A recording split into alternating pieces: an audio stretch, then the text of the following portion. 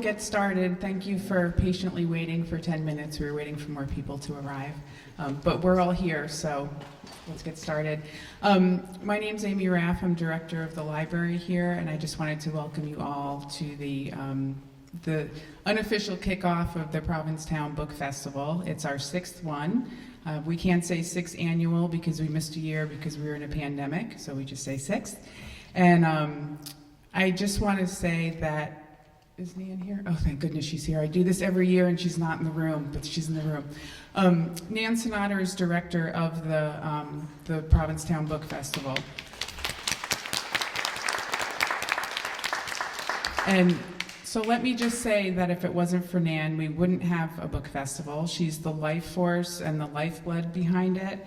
I've only been here, I think it's been 4 years, but so this is my 3rd festival, and it just blows me away every year, but it's like getting to this level where it's just great, and she brings this amazing program to the community that we can all share together, which is just what the library is here for. So thank you, Nan, you're amazing.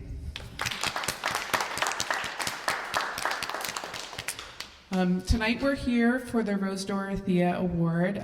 Joan Prue, who's Vice Chair of the Board of Trustees, will be introducing our award winner, Paul Lisicky. He'll do a reading, and then we maybe have some Q&A, present him the award, and then there'll be a book signing in the other room, and then we'll have some snacks that are on the other side of the boat. So thank you for coming, and Miss Joan Prue.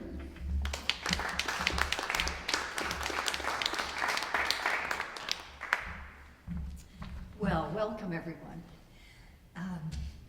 I'm delighted to be introducing Paul. Paul Lisicky is, as many of us know, a remarkable novelist and memoirist. He's the author of 6 books: Lawn Boy, Famous Builder, The Burning House, Unbuilt Projects, The Narrow Door, and later, My Life at the Edge of the World. Paul has a master's from Rutgers and an MFA from Iowa Writers Workshop.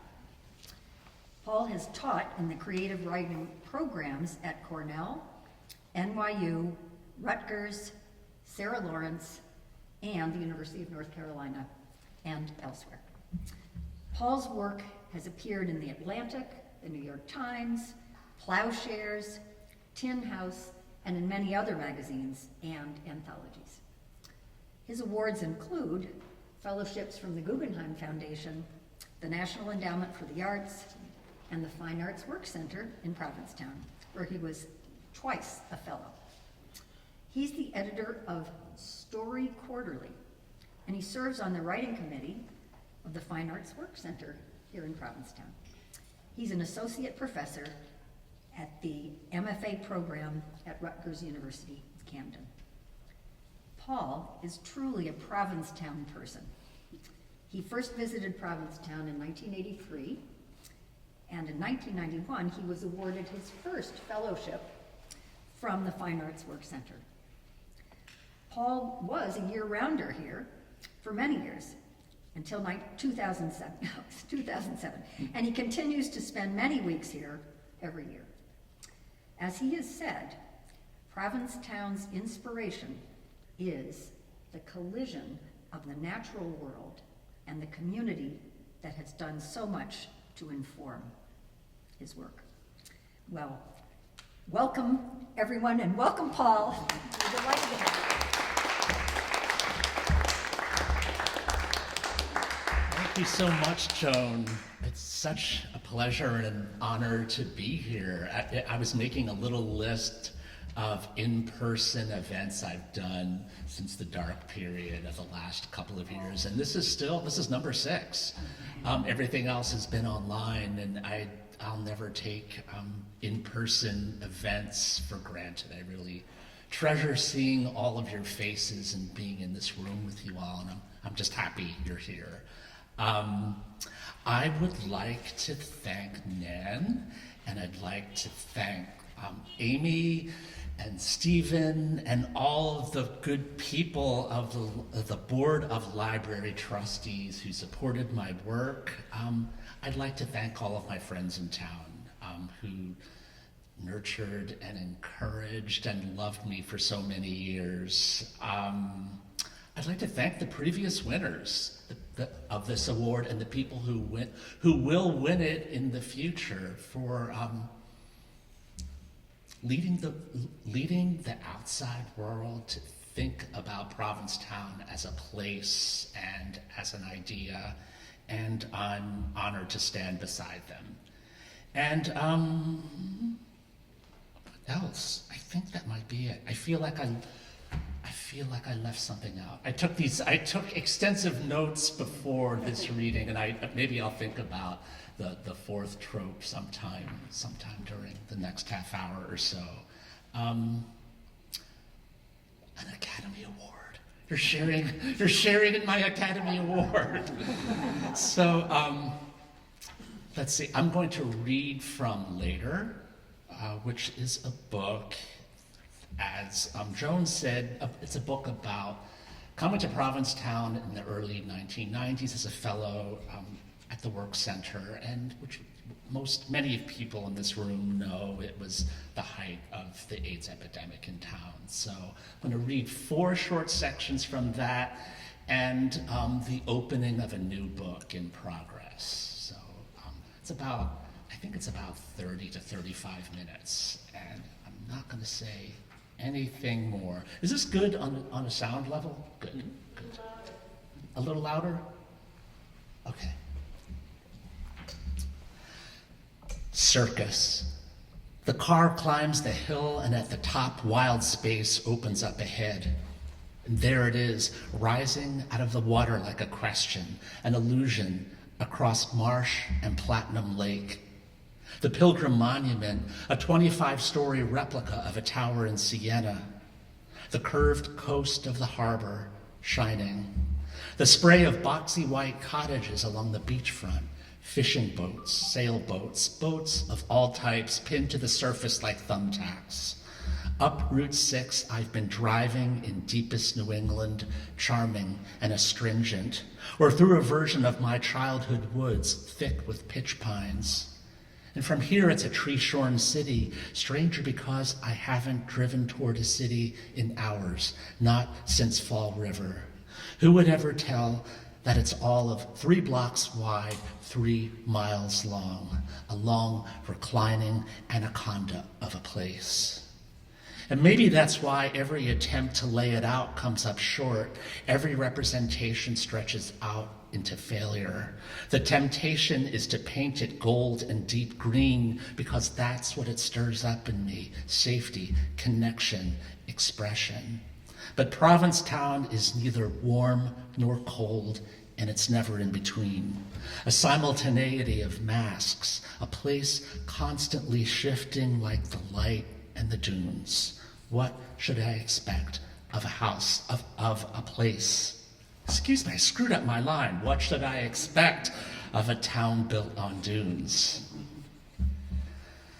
I guess all those other nouns fit, right? Nights of Cabiria. On some nights, the moon in town is the moon from The Tempest, but with sex and menace in it. It sweeps down on the rooftops and harbor. There's no other place I'd rather be. It tells me I was foolish to expect anything less of the world than this. Why am I always putting up with less? The harbor is a cup that was made for this moon. It holds and shimmers it, backlighting the shapes of the boats and the breakwater. The light doesn't move in a straight line. Instead, it concentrates, shifting to the left and right like a river moving downstream. There's even an oily pool in the center of that light, water upon water. It's so strong it falls outside its corridor, throwing sparks that shock and dazzle the surface. Rather than a Shakespeare moon, it's a Fellini moon, transferred from film stock to everyday life. It doesn't hold itself to the harbor, but saturates the houses too. I'm not here on earth anymore. Every street in town leads to this light. It knocks whatever trail of thoughts I'd been following right out of my head. Maybe I can't even hold a conversation when this moon is nearby. Is this light a devil? If so, then the devil has never been so pretty. It works into my room, works into the cracks beneath the cabinets, underneath the rugs, until nothing is left unlit, untouched, uninfected. Nobody, nothing can hide from that moon.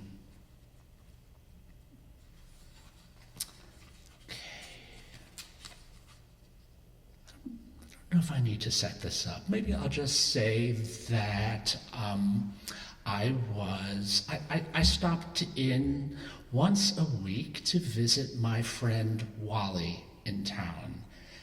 Wally was struggling with HIV disease, and I think that's all you need to know. Some of you might know this story from other contexts. Kenneled. Wally and I know now he isn't going to get up one day and walk down the street. He lies on the couch. I sit across from him, and conversation seems useless after 10 minutes. I don't want to be a burden to him, and I don't want him to think he has to take care of me. What is time? I'm learning not to be nervous about having nothing to say, even though I occasionally fill silence with chatter. It would be better for Wally if I weren't nervous. So I sit cross-legged on the floor with Arden the dog, who has grown accustomed to my visits. I let my hand get lost in the dense, smoky black of his curls, which is as much about soothing me as about soothing him. Occasionally, he gives tender licks to my fingers, as if I'm broiled chicken. Arden must wonder why Wally has stopped taking him for walks, and his confusion around all that might account for the fact that he's been eating so much. Whenever Wally cannot finish breakfast, he gives it to Arden, and as a result, Arden has swelled to the size of a small household Bruin. The weight puts extra pressure on his hips, his joints. It takes effort for him to stand, and he wobbles a bit when he carries himself from one side of the room to the other. I probably don't know how much I am terrified of death, but I'm starting to sit with it. It would be unseemly to even mention any of this to Wally. He has enough on his mind. The only real gift I can give Wally is to pull us both into the here and now, when the future is looking at us, so loud and scary, we can already hear it roar. Wally doesn't want to say too much, or maybe he can't. He might simply want to keep silent so I won't know what he's losing. If he sees me see something lost in him, maybe there's reason to be scared. 3 creatures in stillness in the room, the furnace high, peace in the middle of catastrophe. Paying a visit to my friend, Wally. One Wednesday afternoon, I get a phone call from Mark, his partner, just as I've come in from the gym. There has been some emergency. The absence of any details, he's too rushed to fill me in for now, frightens me. Is Wally okay? I say, yes, Wally is okay. But there is some medical appointment that possibly involves a hospital stay in Boston. And could I take Arden to the kennel? Arden has been to the kennel many times before. It is said that he feels at home there, so of course. There is no problem getting him into the front seat of the car. He seems perfectly content, a gentleman in the passenger seat, looking out at the pine trees and the Christian motel and the occasional gas station. But his head looks left as soon as I turn onto Nauset Road. Maybe he already smells the poop, the obedience, the fear. Still, he keeps his chivalrous posture. He has too much dignity to whimper or whine. I park, open my door, open his door in order to hook the leash onto his leather collar. He will not move. Even when I try to pick him up by the haunches, he will not move. He has willed himself to weigh 10 cinder blocks. He wants me to get the message. He has put up with enough. Enough change, enough with being a good boy, damn it. He's middle-aged, and now he is losing his human, whom he's been watching out for ever since he was taken into the house. And his devotion isn't even enough to keep him well, to keep him in the world. It will take 2 people from the kennel to get him out of the car, and when he does move finally, he trots with ease, as if to shame me in front of these strangers, as if to say, "Oh, Paul, what was all that fuss about?" Just one more. Going a little bit out of town. We're down in Wellfleet, Outer Cape, Hollywood. The man Noah here is my then boyfriend. Noah and I sit in the left side of the Wellfleet Cinema. It's not so far from the front. Though showtime is almost 20 minutes away, the theater is packed. I've never seen every seat filled, especially in the dead of winter on the Outer Cape. We're here to see Philadelphia, the first big budget movie about AIDS. It has real stars, people whom everyday people like. Tom Hanks, Denzel Washington, Joanne Woodward, Antonio Banderas. Bruce Springsteen sings its theme song, Streets of Philadelphia. I'm skeptical about it, as I'm skeptical about all things big. Big songs, big novels, big ideas, big countries. All things big have an inborn arrogance to them. As well intended as they might be, they are finally about wealth, accumulating it. And I can smell the machinery that wants to draw people in, that wants them to keep coming back. Big statements aren't for people like us. They're for people who see movies just to talk about movies, such as why you'd see a football game.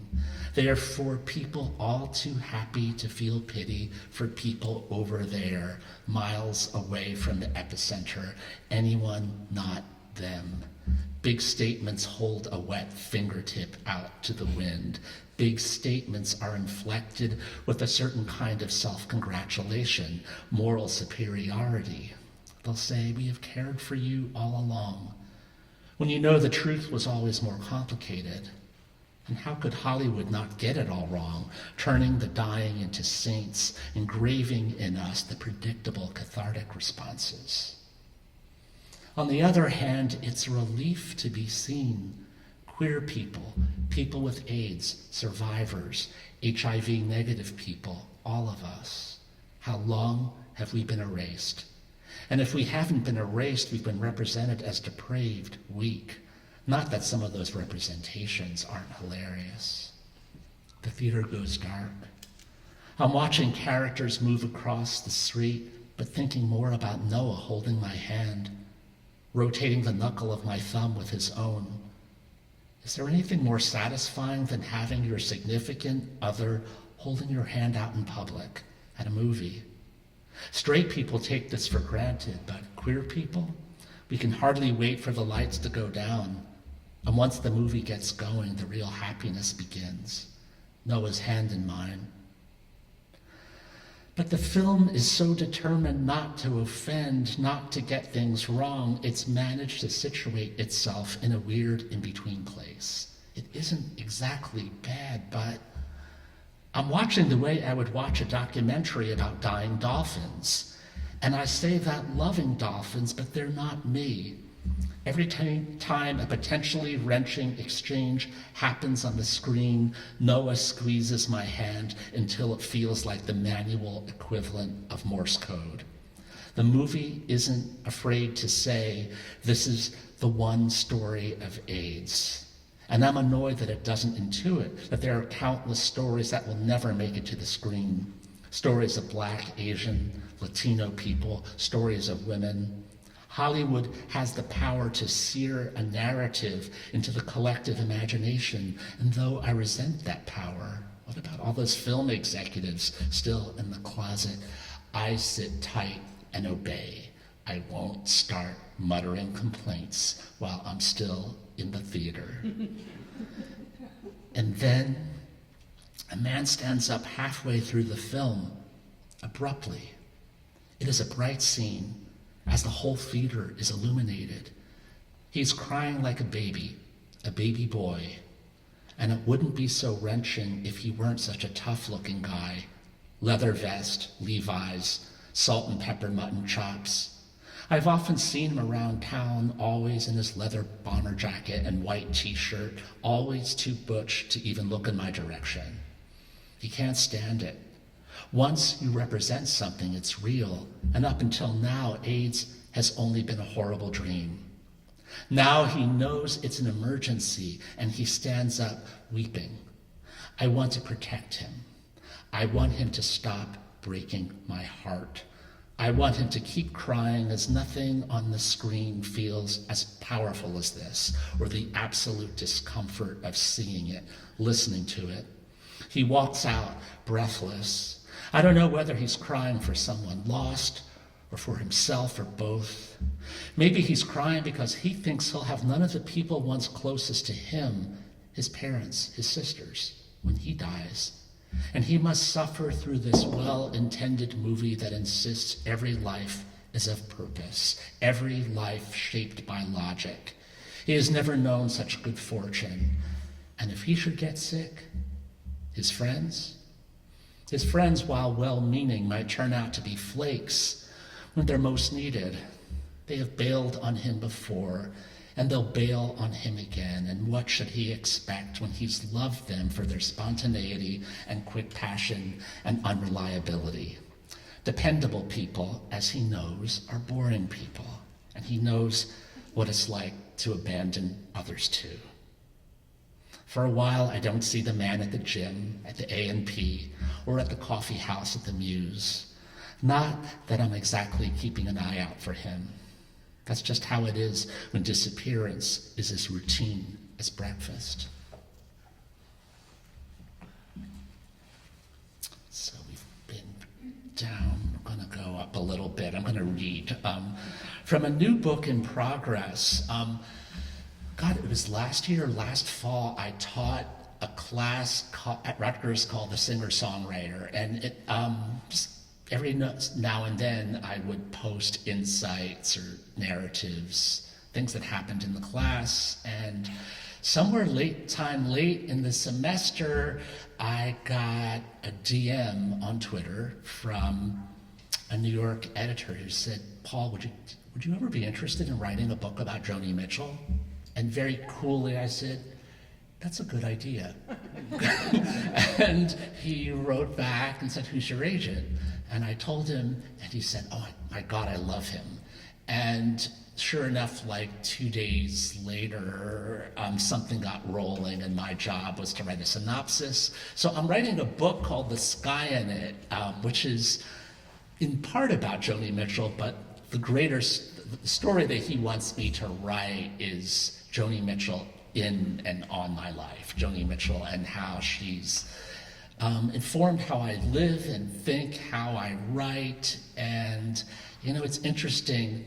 One is very lucky when someone who's a fan of your work knows your work better than you do. So I don't know if this is the opening or the ending, but yeah. I hope you like. In 1965, a young woman from Saskatoon, Saskatchewan, held a new guitar across her lap, leaning into the shape of its body. The smell of torn wood came up from the sound hole. Her fingers picked and strummed the song she'd been working on, and while it must have felt satisfying to play an actual guitar versus her baritone ukulele, something was off. Something about her knuckles. She couldn't find the pressure to make a D major chord. Her left hand hadn't moved the way she'd wanted it to, not since she'd had polio at 9, when she'd had to stay in bed for weeks, lie perfectly still on her back to stop the disease's spread. She contorted her hand on the fingerboard. She might have heard the voice of her mother, who called her a quitter. The trick was to say a big no to the face that didn't want the best for her. Where was she when she reached for the tuning peg and twisted it beyond the expected rotation? Joni says she learned to retune from Eric Anderson, but he only suggested an open G tuning, already common among certain folk and blues musicians. Joni didn't stop there. Nor did she stop when the higher strings snapped and flailed, or when someone might have said, "That's no way to play the guitar, you're killing the neck." By retuning the instrument to the pitches that felt right, she could play the left-hand shapes that suited her fingers. She could write songs that sounded orchestral, entirely her own, rewriting the rules of Western musical tradition. But who starts in the clouds? Like any artist, her task was to find a sound that captured how she talked, how the currents of her brain moved, how she held the glass in her hands as she walked from one side of the party to the other. Retuning her guitar, audacious as renaming the typewriter keys and adding some extra letters. Audacious as likening herself to Van Gogh and Picasso, which would come later. Audacious as hiring the musicians and firing them when need be. How many men did she have to convince? She was on her own in a world of men, straight men, who must have held their arms over their chests, leaned back in their chairs, and looked at her with mildly amused contempt when she said, "August night, runway lights, plane landing, hot tires on rubber, play that." The fourth string, the fifth string. When did she think her guitar had taken enough punishment? And those tunings went down through the years, hitting the ears of people along a causeway, atop a skyscraper, in an underground cave. Magic, though there had to be a better word for it. Sorcery? Hello out there. An astronaut, a drug dealer, a pilgrim. The wind blew through the open window. Tonight, it didn't seem so bad that the Brooklyn trees were stripped of leaves, the light falling on their trunks with buttery gold. My new friend and I were DMing about music, our correspondence becoming more involved once it became clear that we were crazy about the same songs. It would have been too on the nose to talk about Joni, though he must have considered it. Joni was fraught country. Joni was personal. And as far as questions, what if I was the kind of person who only listened to Blue? What if he dismissed everything before 1976 and believed she'd reached her pinnacle with Hejira? What if I hated the jazz work, or else loved it too much and wished she'd done more albums in the vein of Mingus, but maybe with acoustic instruments rather than electronic? What if he believed there was such a thing as a single coherent Joni over time, and not a village of poets contradicting or at least questioning one another? What if I didn't know an open tuning from a corkscrew? What if he thought Circle Game was utter genius? I mean, I loved the imaginary campfire of Circle Game, but painted ponies and captive on carousels and cartwheels? It would be very easy to make an ending before there was a beginning. And besides, who didn't love Joni these days? I rarely ran into a person who didn't admit to being a Joni fan or say, "My grandmother is a total Joni fan." It came with no risk of bad taste, no chance of sounding a little dim, whether you were queer, straight, black, brown, old, young, an academic, or someone who rung up blackberries and extension cords at the Dollar General on the edge of town. Instead, Jude wrote me about P.J. Harvey, the British singer-songwriter, clearly someone out of Joni's lineage, but likely to have her complaints, as one inevitably does about one's parents, especially when they take up their fair share of the room with their feelings. I posted the song When Under Ether from White Chalk, and Jude wrote about PJ taking flack for her piano arrangements on the album, the piano being a previously unexplored instrument for her. I find the naivete adds to the haunted feeling of the music, he texted. The reviewer got it wrong. Then went on to quote from the piece itself, which was clueless in all the expected risk-averse ways, in that it elevated professional polish over capturing the process of a song coming into being. There wasn't judgment in Jude's tone. He wasn't shaking his fist. Rather, it was just melancholy puzzlement that some people couldn't see a wonder when it was looking right at them with an open face.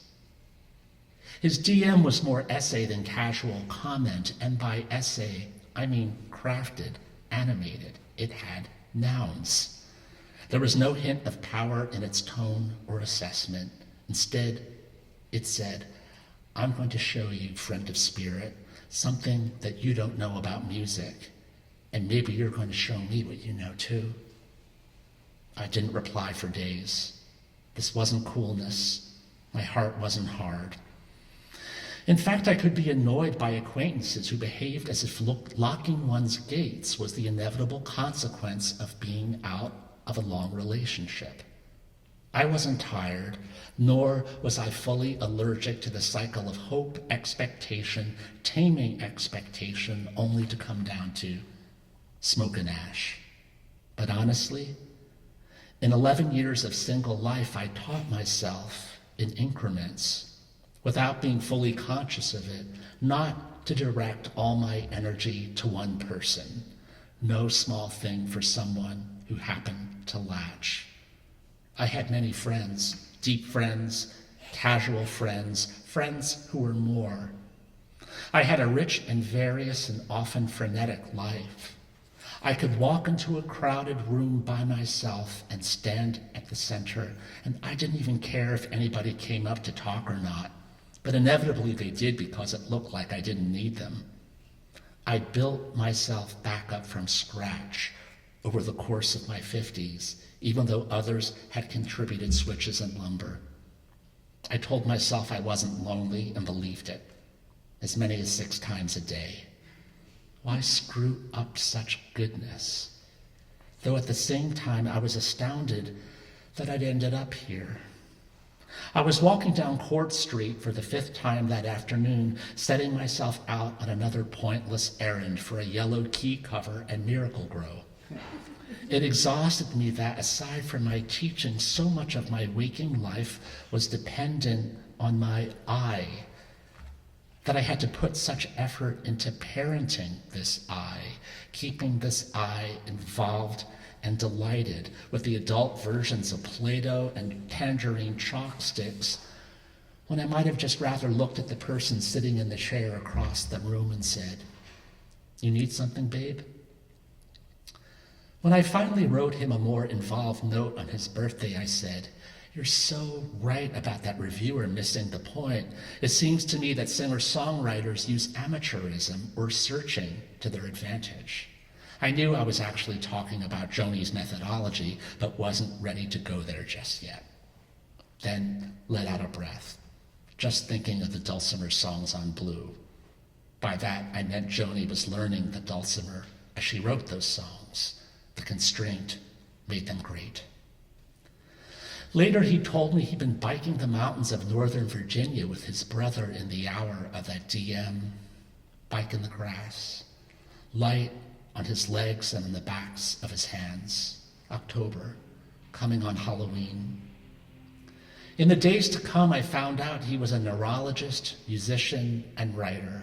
Found out he was a dedicated reader of Shelley, James Tate, Yeats, and Lydia Davis. Found out that after years in Southern California, he'd moved back to Louisiana months into the pandemic to be a doctor in his hometown on the edge of the Atchafalaya Basin, just off the 18-mile bridge through the cypress swamp.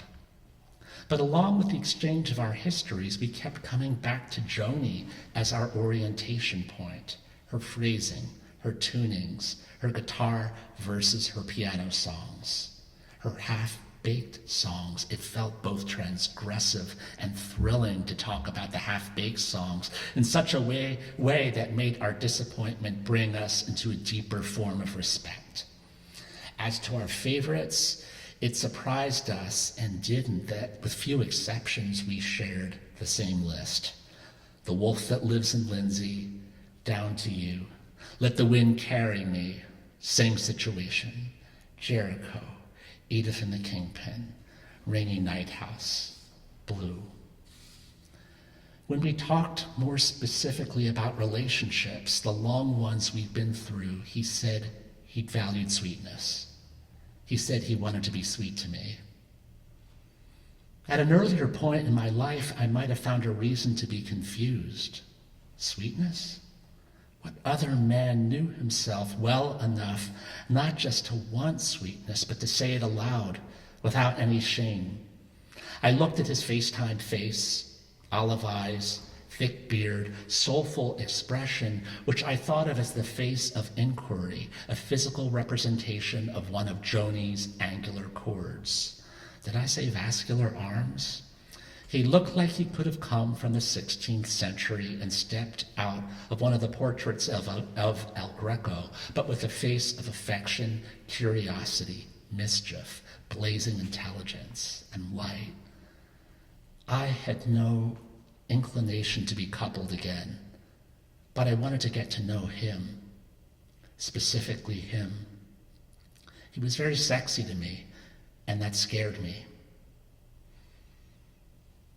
It could have been Woodstock, could have been River, could have been Night Ride Home, the Magdalene Laundries, the Three Great Stimulants, Cactus Tree.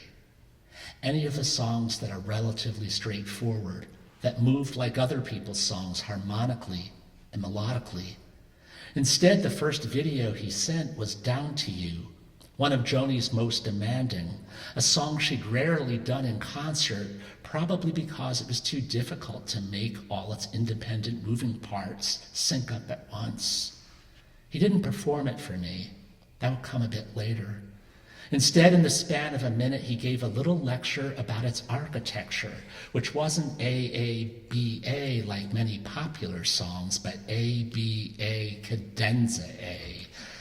So much went on in that cadenza, a morphing instrumental passage that took direction from classical and jazz modalities, the bass note rarely acting as the root of the chord. It wasn't the most romantic song. If anything, it was the opposite in that its narrative considered the inevitable loneliness that came from sex with strangers, with people you might pick up in a bar after you've had drinks. Joni doesn't overplay that loneliness. The phrase, "love is gone," punctures the listener. That loss is no longer just personal in the second verse, but societal. A breakdown of connection, a collapse of kindness and warmth, a cautionary take on a collection of songs about freedom, especially sexual freedom.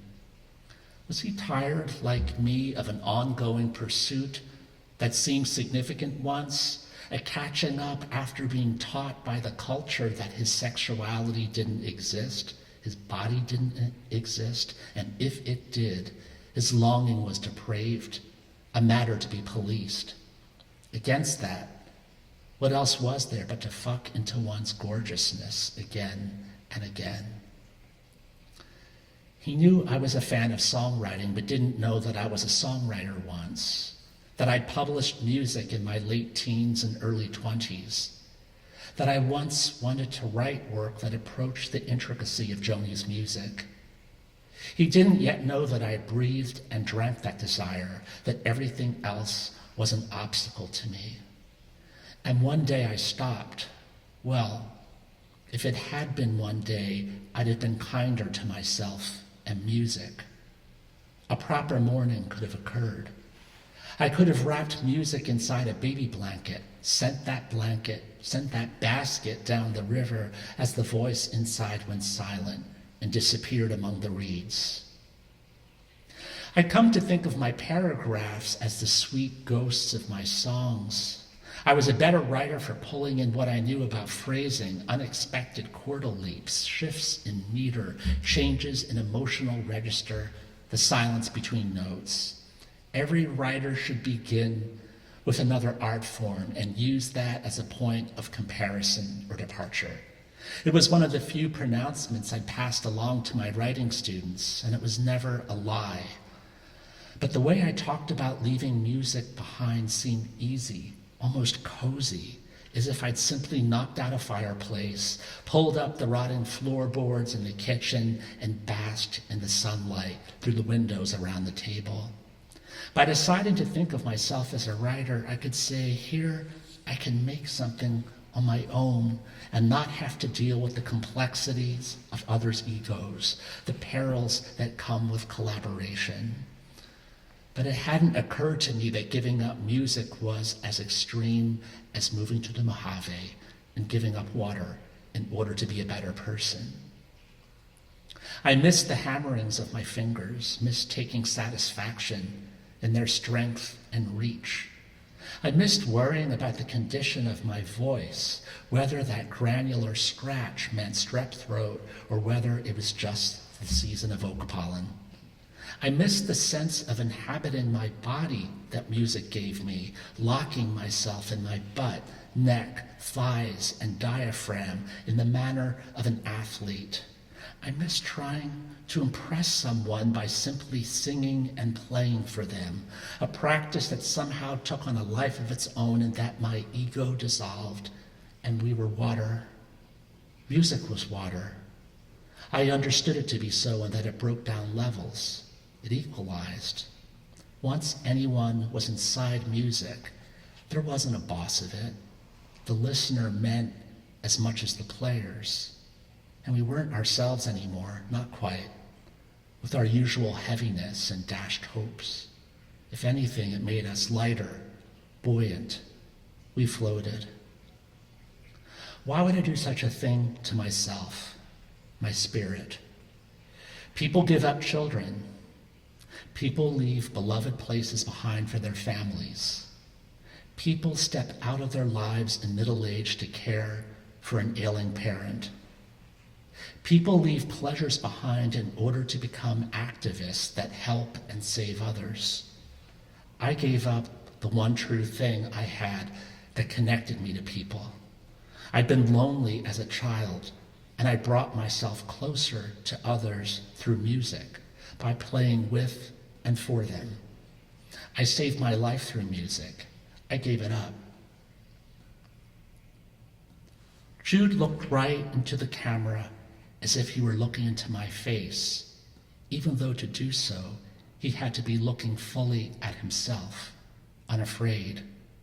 With only 2 percussive notes on the piano, I knew he taught himself lesson in survival for me. And as I listened to his turns, holds, and spaces, I heard it as a brand new thing, both of Joni and not.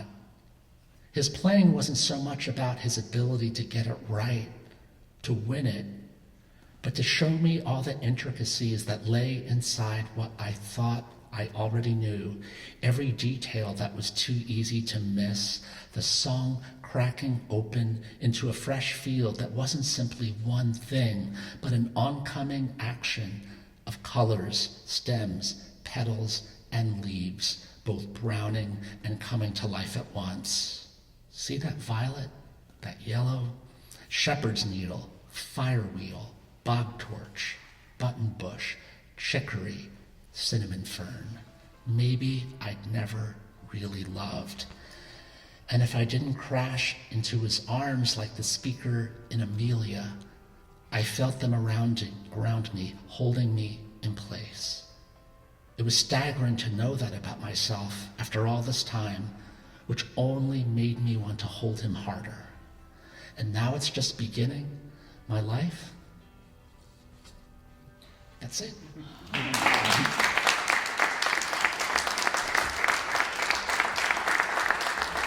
Thank you. Thank you so much for listening. Does anyone have any questions? Or should we just leave it as that beautiful moment? Thank you so much. It's Thank such you, a Amy. gift to hear authors read their own writing, and I feel like really lucky that we heard something that's in progress. That's not. Thanks. Yeah, it is, as I might have said to you beforehand, I really wanted to hear the last book up against the new book because Right. the new book's written by a different person. Right. Honestly, it really is like, yeah. That's great. Thanks. Yeah, thanks. And stay right here if Joan answers any. Oh my God, it's an actual thing. I was going to be furious if it wasn't an actual thing. Gonna storm out. Well, the Rose Dorothea Award was created by the Chair Emeritus, James Johnson. And now it's being presented by the Board of the Library Trustees of the Provincetown Library to a person with a strong connection to the Outer Cape who has made a significant contribution through the written word.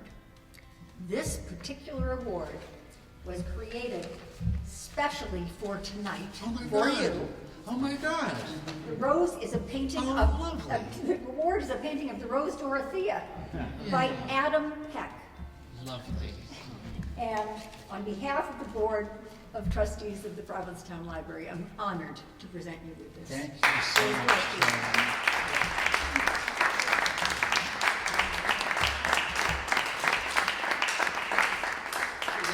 Thank you.